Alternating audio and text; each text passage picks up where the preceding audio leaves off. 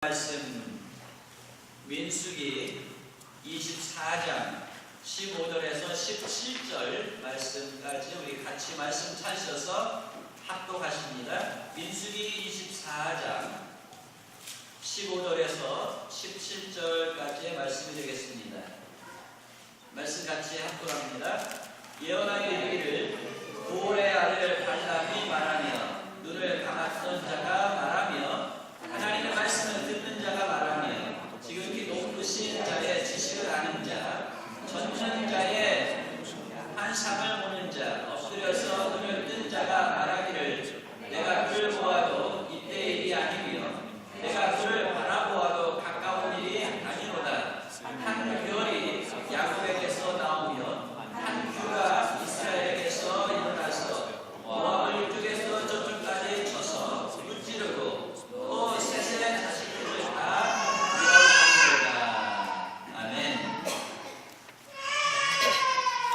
우리가 지난 주일 창세기 3장 11절 15절 속에 나타난 그 원시 복음, 즉 내가 너로 여자와 원수가 되게 하고 너의 후손도 여자의 후손과 원수가 되게 하리니 여자의 후손은 내 머리를 상하게 할 것이요 너는 그의 발꿈치를 상하게 할 것이니라 라는 이 말씀을 통해서 하나님께서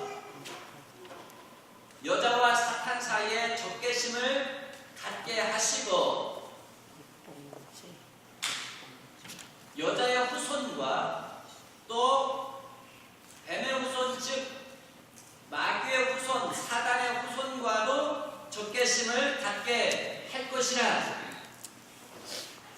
그렇게 말씀을 드렸는데 오늘 본문 가운데서 17절의 말씀을 보게 되어지면 한 별이 야곱에게서 나오며 한 규 홀이 이스라엘에게서 일어나서 모압을 이쪽에서 저쪽까지 쳐서 무찌르고 또 셋의 자식들을 다 멸하리로다 라는 이 말씀은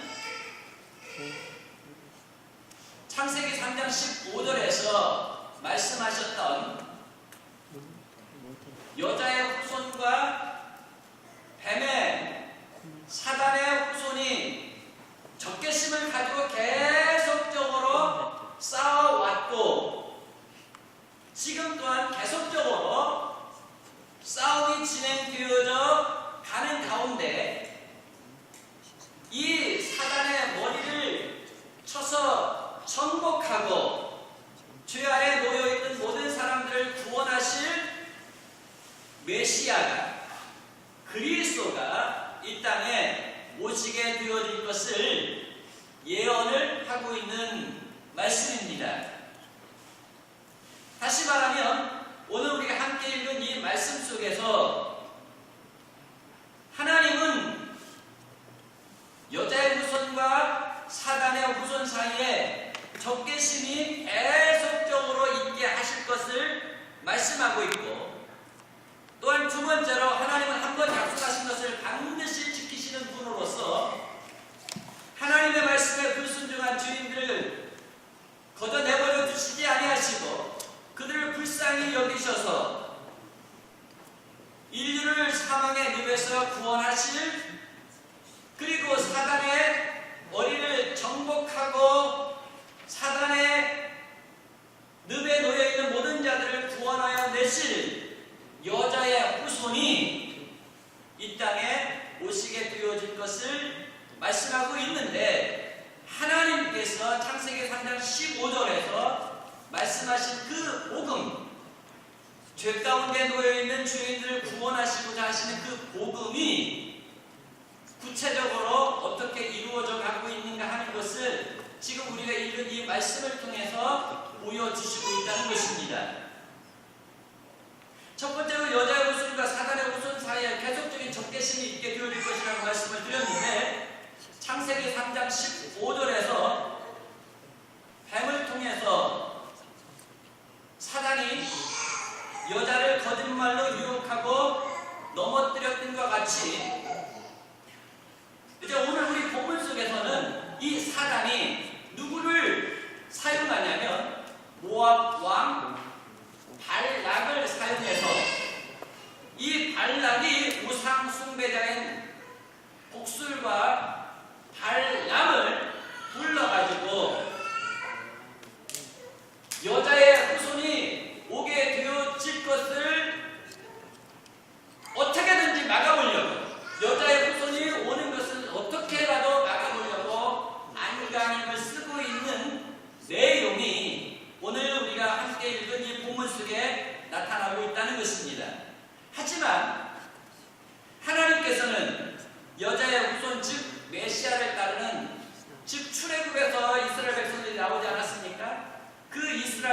자들과 이제 모세가 오히려 이 발람이라는 선지자 예언을 통해서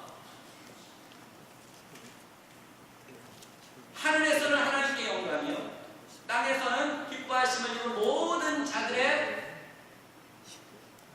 평화로다 하는 하늘에서의 천사들의 그 찬양 소리와 함께 유대 땅 베들레헴에 한 어린아이가 태어나게 되어지는데 그 아기가 태어나는 것을 보고 동방에서 별을 연구하던 동방 박사들이 그의 별을 따라서 베들레헴까지 와가지고 그 앞에 경배하게 되어질 것을 미리 이 발람의 예언을 통해서 내다보고 기뻐하였던 것을 오늘 이 말씀 속에서 우리가 확인할 수 있는 것입니다. 하나님께서는 사단이 뱀을 통해서 또는 이 모압 발람을 통해서 여자 후손이 오지 못하도록 방해하는 가운데 하나님은 그 모든 방해를 다 막아주시고 오히려 발람이 이제 발락의 사주를 받아가지고 출애굽해가지고 이스라엘 백성들이 하나님께서 약속하신 가나안 땅을 향해서 들어가려고 하는데 그들이 가나안 땅에 들어가면 그들 가운데서 하나님께서 여자의 후손 곧 자신의 머리를 상하게 되어질 메시아가 오게 되어질 것을 알고 있기 때문에 가나안 땅에 들어가지 못하도록 여자의 후손이 오지 못하도록 그들이 하나님의 축복을 받지 못하도록 저주 가운데 그들이 멸망하도록 사주해가지고 발람 선지자를 이곳저곳으로 데려다니면서 이스라엘 백성을 보여주면서 저주하라고 합니다. 그런데 하나님께서 한 번 하나님의 백성들을 구원하시겠다고 약속을 하셨기 때문에 하나님께서 하나님의 백성들을 저주하려고 하는 그 모든 사단의 계략을 다 파해버리시고 사단의 저주를 다 막으시고 오히려 발람의 예언 가운데 하나님의 백성들을 향하여서 축복으로 예언하게 하시는 말씀을 우리가 읽었던 바로 본문 앞에 24장 4절부터 5절의 말씀을 보면 이런 말씀이 나옵니다. 하나님의 말씀을 듣는 자, 젖는 자의 환상을 보는 자, 엎드려서 눈을 뜬 자가 말하기를 야곱이여 내 장막들이 이스라엘이여 내 거처가 어찌 그리 아름다운고 하는 축복과 함께 이제 17절에 와가지고 한 별이 야곱에게서 나오며 한 홀이 이스라엘에게서 일어나서 모압을 이쪽에서 저쪽까지 쳐서 무찌르고 셋의 자식들을 다 멸하리로다. 발람의 그 예언 가운데서 발람 모압 왕의 사주를 받았지만 발람이 하나님께 붙들리고 성령의 역사 가운데 붙들려가지고 오히려 이스라엘 백성들을 향하여서 뭐라고 축복하냐면 예수 그리스도가 이 이스라엘 백성을 통해서 야곱의 자손들을 통해서 오게 되어질 것이고 그 메시아가 승리하게 되어질 것이라는 것을 지금 말씀하고 있다는 것입니다. 그러므로 사랑하는 성도 여러분, 하나님이 우리를 하나님의 백성인 우리를 위하시면 누가 우리를 대적하겠습니까? 자기 아들까지 아낌없이 우리를 위해서 내어주시니까 우리를 위한다면 누가 우리를 대적하겠는가 하는 것입니다. 하나님이 우리를 예수 그리스도를 통하여서 우리의 모든 죄를 다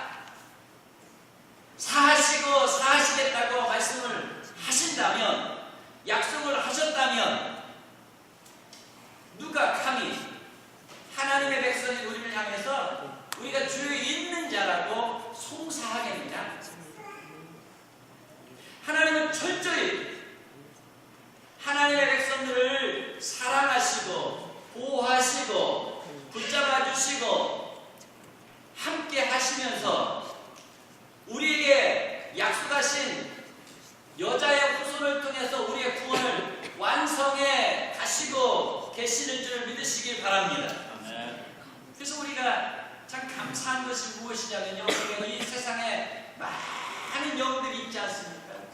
그런데 이 세상에 거짓 영들에게 붙들림 바 되어지지 않게 하시고 하나님의 손에 붙들림 바 되어지게 해주셨다는 것이 얼마나 큰 축복이고 얼마나 큰 은혜인지. 많은 사람들이 이 세상에 거짓 영에 사로잡혀가지고 그 거짓 영의 말을 듣고 이리저리 이끌려 다니는 것을 보게 되어집니다. 그러나 하나님께서 저와 여러분에게 하나님의 손에 붙들림 바 되어지게 해주신 것, 생각하면 생각할수록 크신 은혜고 크신 축복인 줄 믿습니다. 그러면 이제 이 민수기 24장 17절에서 말씀하신 이 예언의 내용이 무엇인가, 이 예언의 내용이 어떻게 성취되어졌는가 하는 것을 우리가 확인해 볼 필요가 있는데, 발람이 지금 예언한 이 한 별과 한 홀은 창세기 3장 15절에서 말씀하신 사단의 머리를 정복할 여자의 후손, 다시 말하면 예수 그리스도 메시아의 보례에 관한 말씀으로서 예수 그리스도의 탄생으로 말미암아 이 말씀이 성취가 되어지는 것입니다. 우리가 마태복음 2장 1절부터 2절의 말씀을 보게 되어지면 헤롯 왕 때에 예수께서 유대 베들레헴에 나심에 동방으로부터 박사들이 예루살렘에 이르러 말하되 유대인의 왕으로 나시니가 어디 계시며 우리가 동방에서 그의 별을 보고 그에게 경배하러 왔노라. 그렇게 말을 하고 있습니다. 이 동방 박사들이 말하고 있는 그의 별은 어떤 별일까요? 지금 민수기 24장 17절에서 발람의 예언을 통해서 말씀하신 한 별이라. 다시 말하면 모세의 시대에 이스라엘 백성들이 출애굽해서 가나안 땅에 들어가기 전에 광야 생활을 할 때 발람의 입을 통해서 예언하게 하신 그 말씀이 1500여 년이 지난 그 시점에서 지금 별이 나타나가지고 그 별을 따라서 동방에서 박사들이 인도함을 받고 그 별의 주인인 메시아, 즉 예수 그리스도 앞에 경배하게 되어지는 것을 우리가, 하나님은 한번 약속하신 것을 시간이 가도 잊지 아니하시고 반드시 때를 따라서 이루시는 분이신 것을 우리가 또다시 확인해 볼 수 있다는 것입니다. 그러므로 여러분, 하나님의 말씀을 붙잡으시기 바랍니다. 하나님의 말씀을 가슴에 품으시기 바랍니다. 그러면 그 하나님의 말씀이 여러분의 삶 속에 반드시 이루어지는 축복이 있을 줄 믿습니다.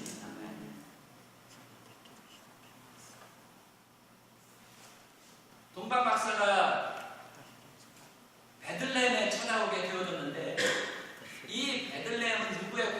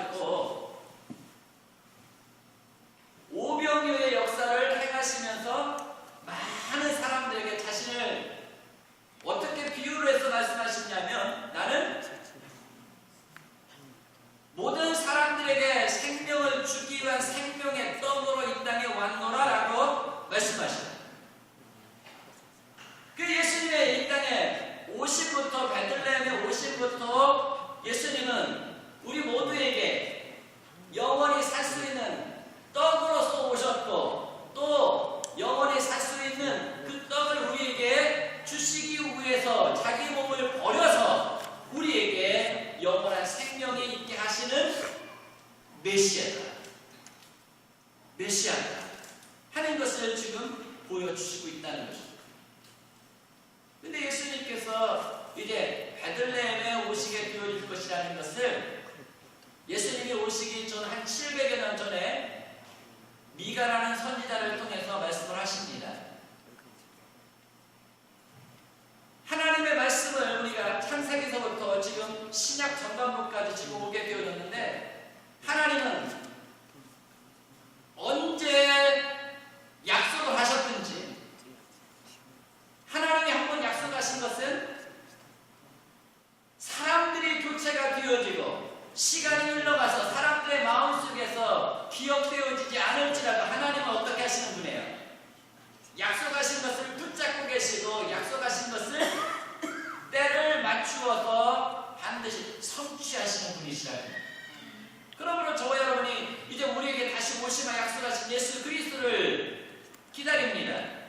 근데 그분이 말씀하신 대로 오늘 성경 속에서 한번 약속하신 것을 이루신 것처럼 반드시 예수 그리스도는 우리에게 오실 줄을 믿습니다. 왕의 왕으로 오실 줄 믿습니다. 만주의 주로 오실 줄 믿습니다. 그를 우리가 만나기 위해서 공중에서 만나게 되어질 것입니다. 그리고 그가 예비하신 사역을 할 땅으로 우리가 함께 들어가게 되어질 줄을 믿습니다.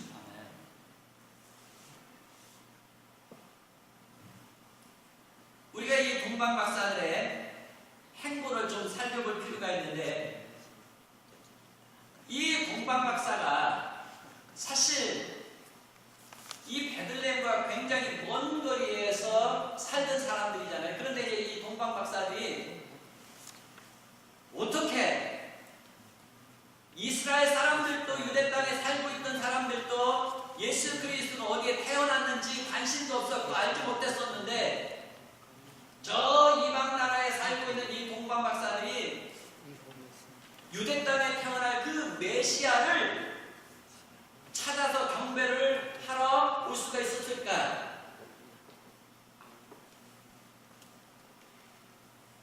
이 동방의 박사들은 정확하게는 알 수 없지만 이스라엘 백성들이 이제 70년 동안 포로 생활을 했던 바벨론 나라의 파사 나라의 박사들이었을 것이다, 그렇게 추측을 합니다. 그런데 이 바벨론 바사의 나라 사람들은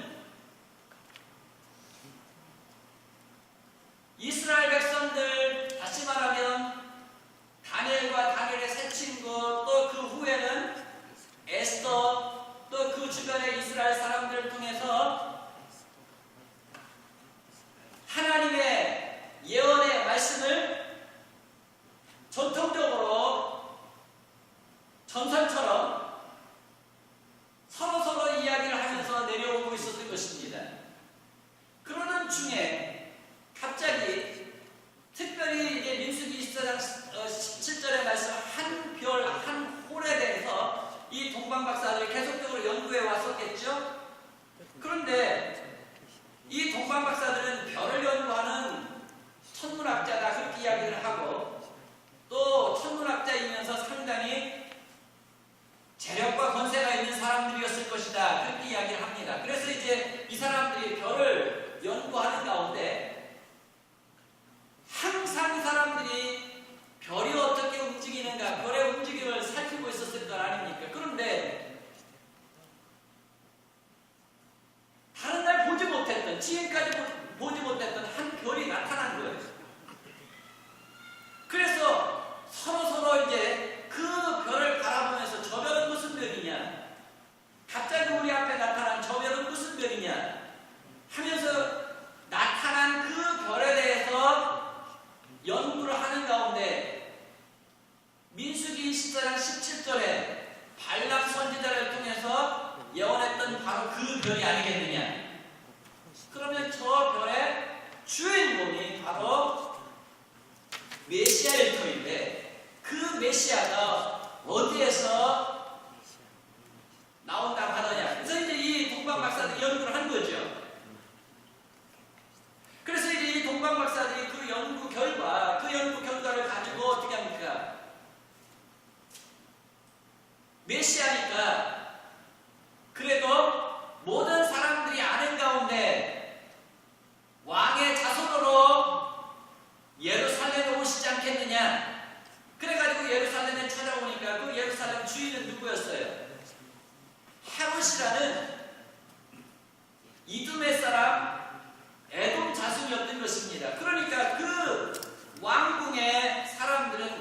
메시아에 대해서 관심도 없었고 또 메시아를 맞을 준비가 안 되어졌던 것입니다. 그래가지고 이제 그때서야 이 왕궁에 살고 있는 사람들이 깜짝 놀라가지고 이 동방박사의 말이 무엇이냐?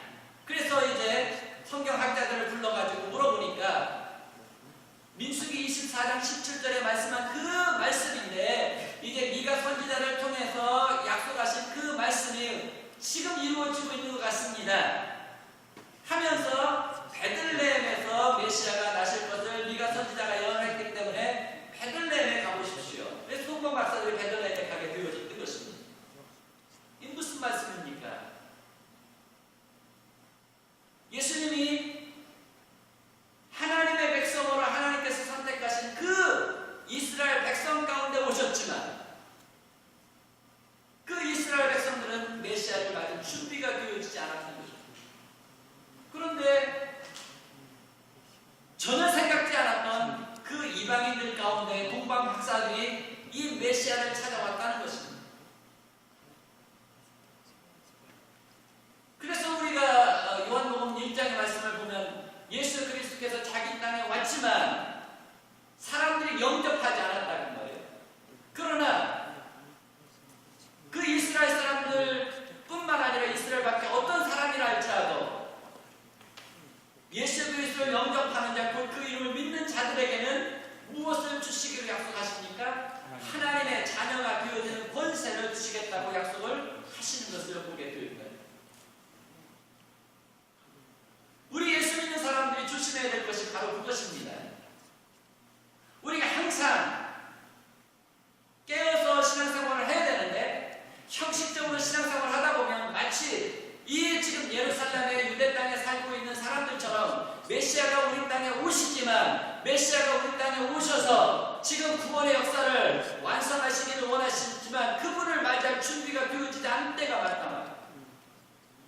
그리고 오히려 생각하지 않았던 사람들이 그 메시아를 맞이하고 환영하는 일들이 있을 수 있다는 거죠. 그러므로 우리 믿는 사람들이 좀 더 영적으로 깨어있도록 경고하시고 촉구하시는 말씀이 바로 이 동방박사들의 수요였던 것입니다. 많은 사람들이 오늘 이 시대의 교회를 바라볼 때 어떻습니까? 교회가 하나님을 찬양하는 것이고 하나님을 더 깊이 알아가는 것이고 서로서로 격려하면서 예수 그리스도께서 오시마 약속하신 그 약속을 붙들고 그가 오실 때까지 정말 주의 일을 힘써 감당해야 할 것이 교회이지만 오늘 이 교회에서 오히려 더 싸움이 많이 일어나고 있고 이 교회 안에서 더 많은 세상의 상업이 이루어지고 있고 이 교회 안에서 진리보다는 오히려 예수 그리스도의 성경 말씀을 배척하는 자유주의적인 사상, 신학 이런 것들, 민중신학, 한신학 이런 것들이 하나 가지고 교회 위상을 완전히 무너뜨려버리고 있다는 것입니다. 다시 말하면 이 사랑이 간교해가지고요 하나님의 백성들 사이에 틈을 비집고 들어와서 이 교회를 흔들려고 하는 지금 이 시대에 우리가 살고 있다는 것입니다. 그리고 오늘날 교회에 가서 우리가 복음을 듣기보다는 이 세상에서 어떻게 하면 세상 사람들과 더불어서 멋지게 성공할 수 있을 것인가, 성공신학이 이 교회에서 판을 치고 있다. 그래서 교회에서 축복을 많이 받아야 되는 거예요. 무슨 축복? 세상의 축복. 영적인 축복보다는 세상의 축복을 갈구하고 우리 예수 믿는 사람은 예수 안 믿는 사람이랑 뭐가 달라요? 그러다 보니까 이 한국 교회나 오늘 이 시대의 교회가 지금 어느 방향을 향해서 나아가고 있냐면 바로 바리새인들의 교회, 예루살렘의 교회, 사두개인들의 교회 방향으로 나아가고 있는 것을 보게 되죠. 우리가 때를 분별하고 정말 영적으로 바로 서서 정말 우리에게 허락하신 이 교회의 사명이 무엇이고 우리에게 믿음을 주셨는데 이 믿음을 지키고 말씀 가운데 어떻게 살아가야 하는가 하는 것을 지금 이 시대를 바라보면서 다시 한번 우리 자신을 정말 되돌아봐야 합니다.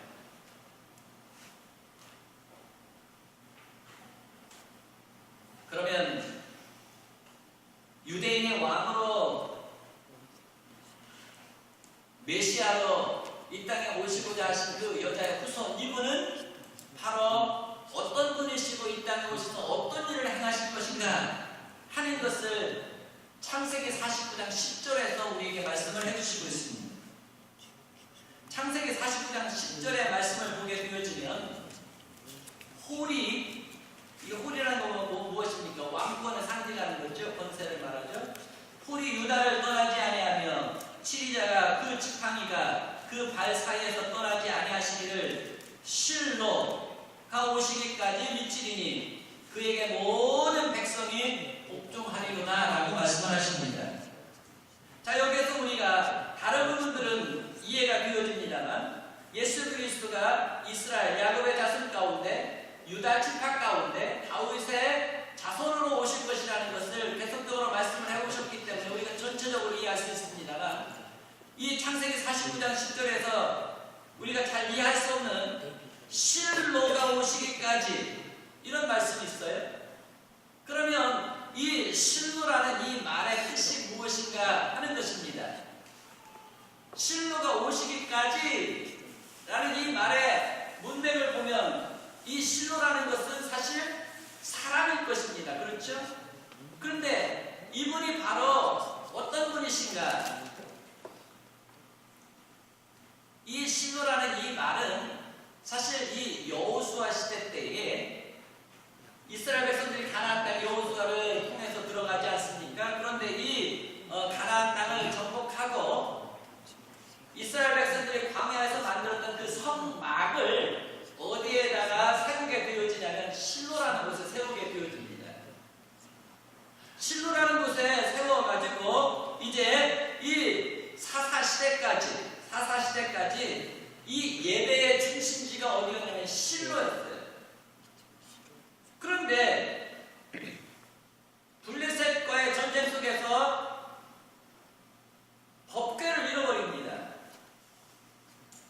그리고 나서 이제 이 실로의 중요성이 점점 사라져버렸어요.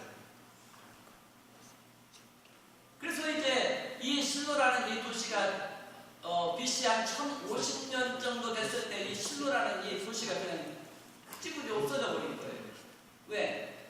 이 실로가 있어야 될 그 특별한 이유는 무엇입니까? 법궤가 있어야 돼요. 성막 안에 이 법궤가 있어야 돼요. 법궤가 없어졌으니까 그냥 이 도시 예배드리러 오는 사람들, 기도하는 사람들이 없어지다 보니까 이 실로가 중요성이 없어져 버렸어요.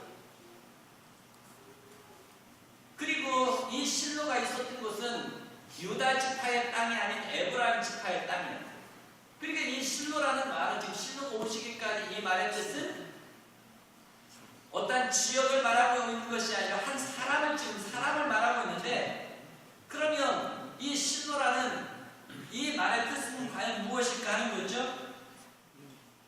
그래서 이제 이 말의 의미를 가지고 이 실로의 뜻을 살펴보게 되어지는데 이 실로라는 말은 히브리어로 샬라입니다. 샬라인데 샬라의 말의 뜻이 무엇이냐면 쉰다라는 뜻이에요. 쉰다. 좀 비슷하죠? 실로 샬라. 근데 또 뭐예요? 쉰다.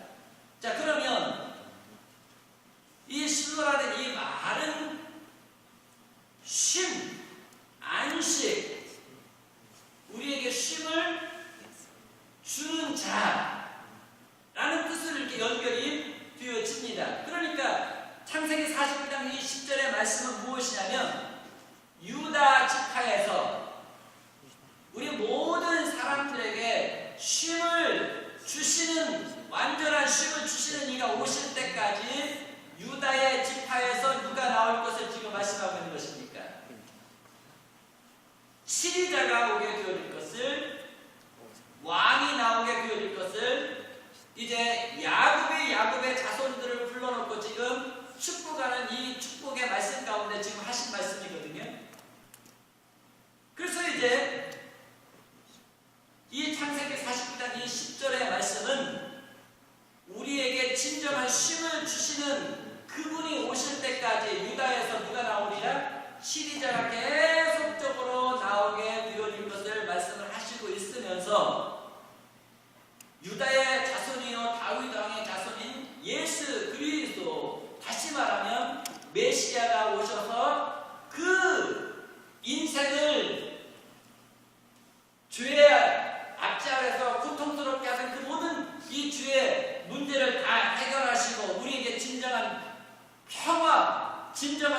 쉼을 주시기 위해서 오셨을 때에 예수님께서 마태복음 11장 28절에 뭐라고 말씀하십니까?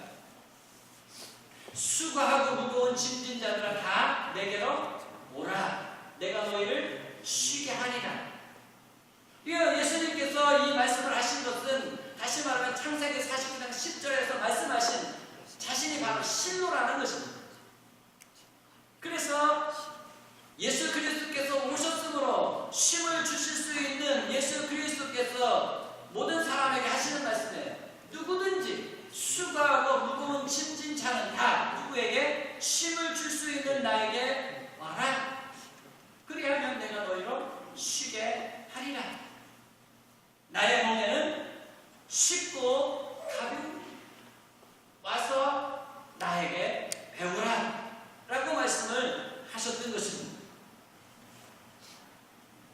다시 말하면 예수님께서 이제 오심으로 말미암아 우리의 인생을 굽어지게 만들고 우리 인생이 비틀려지게 만들고 꼬이게 만들고 괴롭게 만들고 고통스럽게 만들었던 이 사단으로 말미암아 이 땅에 모든 사람들의 심령을 부패하게 만들고 인생을 굽어지게 만들었던 이 주의 문제를 어떻게 하지? 해결하심으로 말미암아 이제 그 죄 아래 놓여있던 모든 사람들이 구원함을 받고 하나님의 아들의 귀한 빛의 나라로 옮겨지면서 우리 안에 무엇이 오게 되어지는 것입니까? 쉼이 오게 돼요. 쉼. 그래서 오늘 지금 이 민수기 24장 17절에 발람의 예언을 통해서 말씀하신 그 예언이 동방 박사들의 출현을 통해서 예수 그리스도가 이 땅에 오셔서 누구든지 수고하고 무거운 짐진 자들은 다 내게로 오라. 내가 너희를 쉬게 하리라.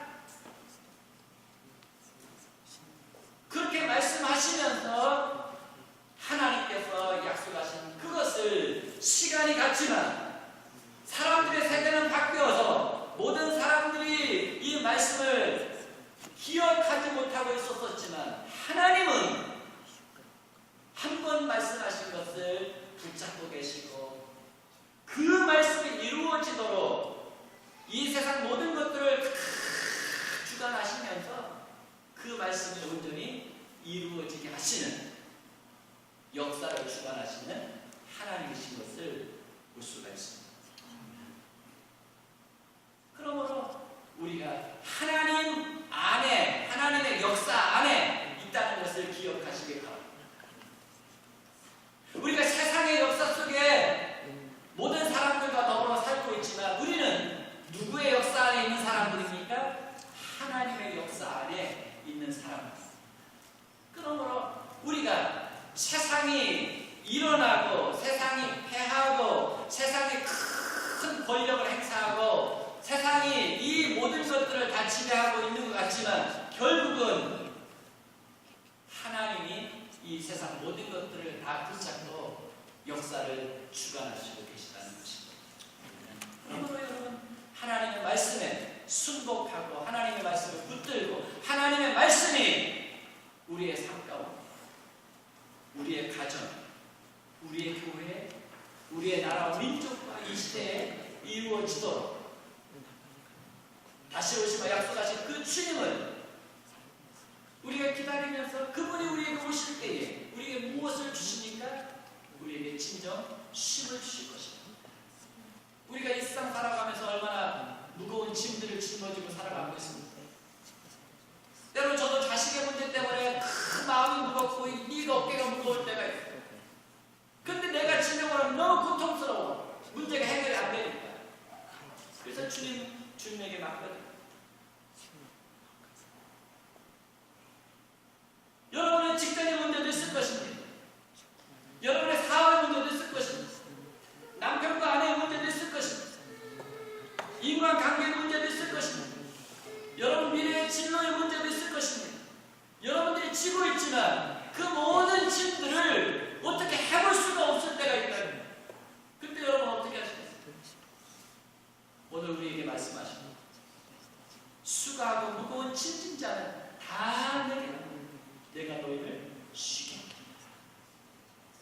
우리가 주님 앞에 부르심을 받았습니다.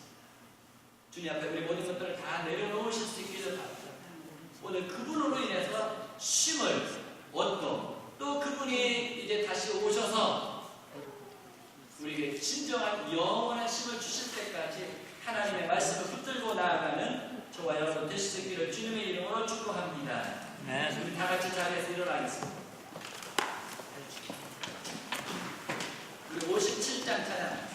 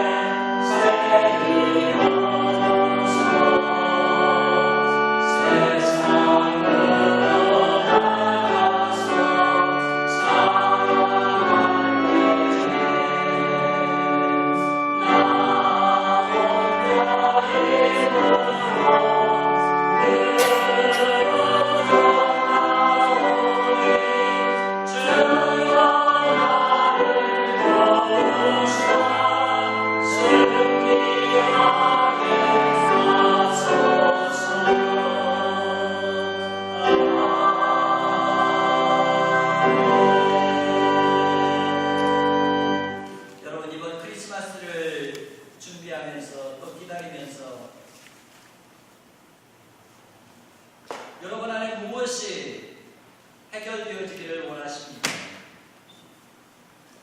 이번 크리스마스는 저와 여러분 모두에게 진정한 쉼을 주시려고 오신 예수님 안에서 우리의 모든 인생의 큰 문제들이 풀려지면서 진정한 하나님께서 주시는 쉼을 경험하는 크리스마스가 되어지게 해달라고 이 시간 잠깐 기도하겠습니다.